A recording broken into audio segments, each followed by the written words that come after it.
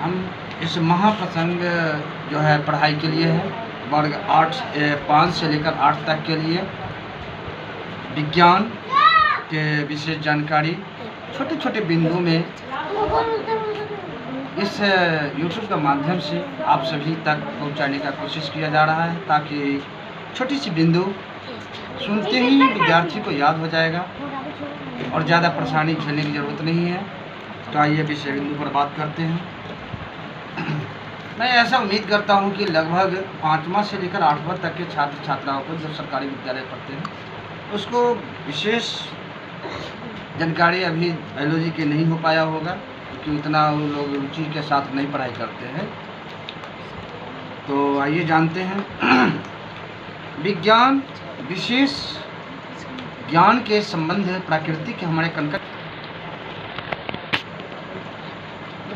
विज्ञान हमारे विशेष ज्ञान के संबंध में या प्रयोगशाला या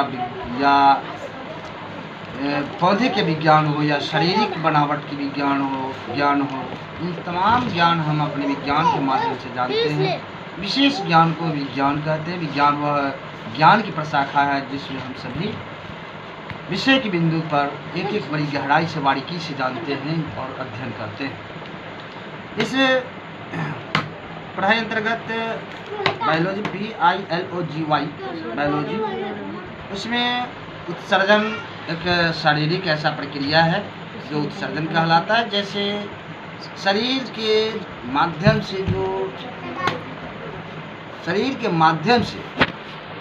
जो हम भोजन करते हैं और वह भोजन का जो उत्सर्जन रूप होता है, जो अवशिष्ट पदार्थ होता है, जो ज़रूरत के संबंध के जो शरीर से संबंधित जो भी पोषक तत्व होते हैं वह हमारे शरीर में विभक्त हो जाते हैं, और विभक्त करने के बाद वह जल का जो मात्रा जो अवशिष्ट बचता है शरीर में, वह मूत्राशय में एकत्रित होकर और मूत्र के रूप में बाहर होता है।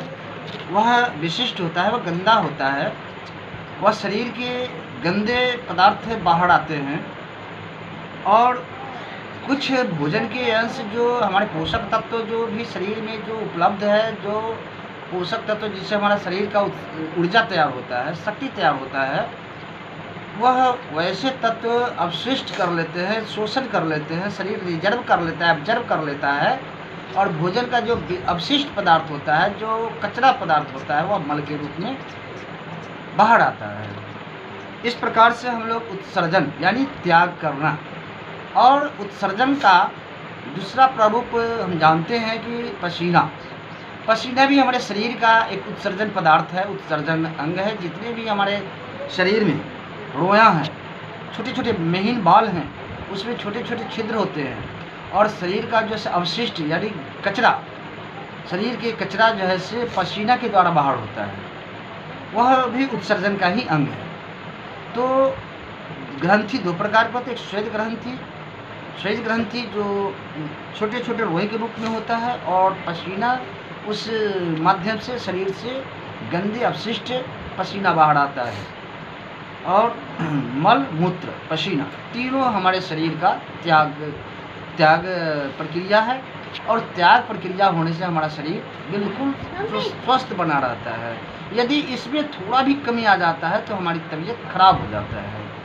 तो हमारे शरीर को उत्सर्जन पदार्थ अत्यंत आवश्यकता है, और उत्सर्जन पदार्थ यदि नियंत्रित है, संतुलित है, तो हम मानव बिल्कुल कंप्लीट अवस्था में होते हैं।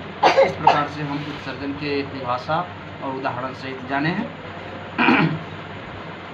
आगे है पौधा के विज्ञान में निषेचन उस समय पराग होता है जिस समय पौधे में फल लगने के समय होता है, उसमें निषेचन प्रक्रिया होता है। फल में, फूल में, अनाज में, गेहूँ में, हर पदार्थ में, हर पौधे में जिस समय अनाज लगता है, फूल में फूल के पौधे में फूल पुष्प होते हैं कली के रूप में।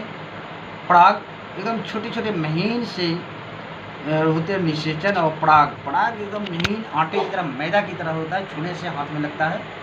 और उससे जो निषेचन प्रक्रिया होता है उसमें सूर्य के प्रकाश भी शामिल होता है, बाहरी वातावरण भी शामिल होता है, प्राकृतिक के कणकण भी शामिल होते हैं। निषेचन कहलाता है, और निषेचन क्रिया से हमारे पौधे में फल लगता है, गेहूँ के बाली में दाना आता है, मकई की बाली में दाना आता है। इस प्रकार निषेचन क्रिया के समझने की कोशिश करिए है। उसके बाद पराग है। पराग वही पराग के बारे में बताया कि एकदम यही मैदा की तरह होता है, कण की तरह होता है, जो छूने से हाथ में लगता है। वह जो है से फूल के ऊपर पाया जाता है और किसी पौधे के जिसको मकई को ढेलवान बोलते हैं, वह भी पराग का ही उदाहरण है।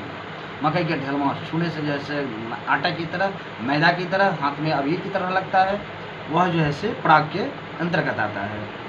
तो ये सब विज्ञान के दुनिया में पौधे के जगत में ये सब जानते हैं। उसके बाद है पाचन। पाचन है जो हमारे शरीर में कार्य करता है। पाचन को अंग्रेजी में कहते हैं डाइजेशन। डाइजेशन ऐसा प्रक्रिया है जिसके माध्यम से हमारे शरीर के जो भी हम भोजन करते हैं वह शरीर अपशिष्ट करता है, उसको एब्जर्व करता है, पचाता है। जैसे रोटी खाए, दाल खाए, चावल खाए, या अर्थात कोई भी भोजन करते हैं वह पाचन क्रिया में जाइमिंग पावर होता है और वह जैसे कई स्थानों से हमारा भोजन गुजरते हुए पहुंचता है। हमारा भोजन सर्वप्रथम मुंह में प्रवेश करता है और दांत के द्वारा प्रथम पाचन प्रक्रिया प्रारंभ होता है। और वही जैसे जब हम चबाकर भोजन को अंदर डालते हैं तो वह ग्रसनी नली के द्वारा अम्बाशय में एकत्रित होता है। और जब धीरे धीरे भोजन और पानी से जब अम्बाशय भर जाता है तो हम कहते हैं कि पेट भर गया, अब खाने की इच्छा नहीं हो रही है। और हमारा भोजन धीरे धीरे अमाशय से जाकर बड़ी आँत, छोटी आँत से गुजरते गुजरते हमको जो है से 8 से 9 घंटा लगता है। अब सवाल यह उठता है कि हमारे मन में, हमारे शरीर के अंदर प्यास कब लगता है, भूख कब लगता है? जब हमारे अम्बाशय में पानी की मात्रा कम जाता है तो स्वतः ही प्यास लगता है। और जब प्यास लगता है फिर भूख की अनुभूति होती है जब हमारे शरीर में भोजन की, अमाशय में भोजन की कमी हो जाता है। अब पचाने के लिए कुछ ऐसा नहीं रह जाता है। धीरे धीरे धीरे धीरे भोजन हमारा कुछ लीवर जो है से रक्त अवशोषण करता है, पाचन में मदद करता है। और वह जैसे धीरे धीरे फिर फेफड़े में ब्लड सर्कुलेशन, रक्त तैयार में चला जाता है। फिर रक्त जो है से आपको क्या करता है, जो अवशोषण करता है, रक्त में जो है से कुछ कचरे निकलते हैं, उसको जो है से अलग छान कर फिल्टर वॉशिंग करता है। फिर जो है से शुद्ध रक्त हमारे नस नस में दौड़ता है और कचरे जो है से फिर हमारे मलमूत्र में बाहर आ जाते हैं मलमूत्र के रूप में। इस प्रकार जो है से पाचन क्रिया मुंह से प्रारंभ होकर और बड़ी आँत, छोटी आँत से गुजरते हुए और वह जो है से उत्सर्जन की प्रक्रिया में चला जाता है। उत्सर्जन को मलमूत्र के रूप में बाहर आ जाते हैं। और मलमूत्र त्याग करना बड़ी शरीर के लिए लाभदायक है। और उसमें जहाँ भी बाधा आ जाता है तो हमारी तबीयत बड़ी अस्त व्यस्त हो जाता है, जीवन खतरे में पड़ जाता है। इस प्रकार हम पाचन क्रिया को समझते हैं। एक है सिस्टम, एक है तंत्रिका तंत्र। तंत्रिका तंत्र के माध्यम से हमारी हर गतिविधि लगभग ठीक रहता है। हमारे रक्त संचालिका ठीक रहता है और हमारे ब्रेन से लेकर मस्तिष्क से लेकर और एड़ी चोटी तक के हर नस नस की रक्त जो है से शिरा और धमनी के माध्यम से तेज गति से दौड़ता रहता है। और वह जो है से निरंतर रक्त चलता रहता है। और जब भी यदि रक्त ठप पड़ जाए तो जीवन ठप पड़ जाता है। रक्त के दौड़ा लेकर निरंतर इसमें जैसे कभी उतार चढ़ाव आ जाता है। इसका मानसिक से भी रिलेटेड है, मानसिक से भी हम संबंध रखता है। कभी कभी ऐसा होता है कि मन में विशेष प्रकार की जैसे कोई बात हट कर जाता है, यानी बात उसमें आक्रमण कर देता है। सामाजिक बात हो, धार्मिक बात तो मन स्थिति को ठीक करता है। लेकिन हमारी जो बाहरी संसारिक वातावरण है, कभी घर में घरेलू तनाव आ जाता है, कभी कुछ आ जाता है, ये सब हमको जैसे मन स्थिति को बिगाड़ देता है। और बिगड़े हुए मन स्थिति में हमारी रक्त की चाप बढ़ जाता है तो लोग कहते हैं कि इसको हाई ब्लड प्रेशर आ जाता है। और कभी कभी ऐसा होता है कि शरीर में कुछ ऐसे कमी आ जाता है जिसके रक्तचाप कम जाता है, उसमें भी तनाव ही कारण बनता है, चिंता ही कारण बनता है। और ऐसे कारण बनता है जिसमें नज़र घूमने जैसा लगता है कि हम कहीं के नहीं हैं। मेरा आँख एकदम बंद करने की इच्छा 24 घंटा पड़ा रहता है। शरीर ज़रूरत से ज़्यादा आराम चाहने लगता है। वैसी अवस्था में भी हम कहते हैं कि हमारा जो है से बीपी लो हो गया है, लो ब्लड प्रेशर हो गया, रक्तचाप की मात्रा कम गया है। आइए हम सभी जानते हैं इसके माध्यम से जो हमको आखिर शरीर में सामान्य रक्त की मात्रा कितना चाहिए। तो सामान्य रक्त की चाप की मात्रा 120/80 इतना तक यदि है तो सामान्य है। इससे 2-4 पॉइंट आगे पीछे बढ़ता रहता है। कभी मानसिक कुछ भी बात मन पर आक्रमण कर जाता है तो थोड़ी सी बढ़ जाता है। कोई कोई कोई के जैसे ज़्यादा तनाव आ जाता है तो कोई कोई जो है से दिमाग जो है से चिंता में चला जाता है तो किसी का ब्लड सर्कुलेशन लो हो जाता है। तो इस तरह से हम तंत्रिका तंत्र हमारा बाधित हो जाता है और तंत्रिका तंत्र हमारे पूरे दिलो दिमाग को भी ठीक करके रखता है, शरीर के रक्त को भी ठीक करके रखता है। अब इसी संबंधी कहने के दौरान हम ये भी आपको बता दें, कंकाल तंत्र। कंकाल तंत्र हमारा स्ट्रक्चर ऑफ द बॉडी, शरीर के बनावट है कंकाल तंत्र। कंकाल तंत्र से हमारा शरीर सुसज्जित रहता है। मेरुदंड की हड्डी, ये हड्डी से निर्माण जैसे कंकाल तंत्र होता है। और कंकाल तंत्र में नसिका जितने भी प्रभावित होते हैं, नस हमारे शरीर के नस नस में पहुँचे हुए हैं, अंग अंग में पहुँचे हुए हैं, वो ब्लड के सर्कुलेशन करने का कार्य करता है। और हड्डी हमारे शरीर को स्ट्रक्चर बनाकर सुदृढ़ बनाने का कार्य करता है। यदि हड्डी मानव को नहीं हो तो वह जो की तरह लमड़ता हुआ चलेगा, है ना। इसलिए हड्डी स्ट्रक्चर होना जरूरी है। स्ट्रक्चर से हमारा शरीर की बनावट होता है। जैसे मूर्ति को कलाकार बनाते हैं तो उसमें जो है से बत्ती, खड़, पोला, सुतरी ये सब क्यों लगाते हैं? स्ट्रक्चर बनाते हैं, उसकी बनावट बनाते हैं। और उसके जो है से मसल की बनावट के लिए पूरा बांधकर उसके सुतरी से बांधते हैं। उसमें जो है से अच्छे कादों के अच्छे मिट्टी के लेप लगाते हैं। और एवं प्रकार से मानव से भी अति सुंदर चेहरा लेकर हमारा मूर्ति जो है से समानित सामने आता है, प्रस्तुत होता है। इसी माध्यम से शरीर की बनावट है। इसमें स्ट्रक्चर ऑफ बोन, हड्डी की बनावट पर के बाद ही हमारा मांस और रक्त और जो है से नस के शरीर की सारी बनावट केंद्रित होता है। तो इस प्रकार से हम लोग तंत्रिका तंत्र, कंकाल तंत्र पढ़े। कंकाल तंत्र हमारे चेहरे में कान, आँख, हड्डी, हम में जैसे नस नस में मैंने बॉडी के पूरे अंग अंग में हड्डी से ही हमारा बॉडी स्ट्रक्चर रूप में, एक बनावट रूप में है।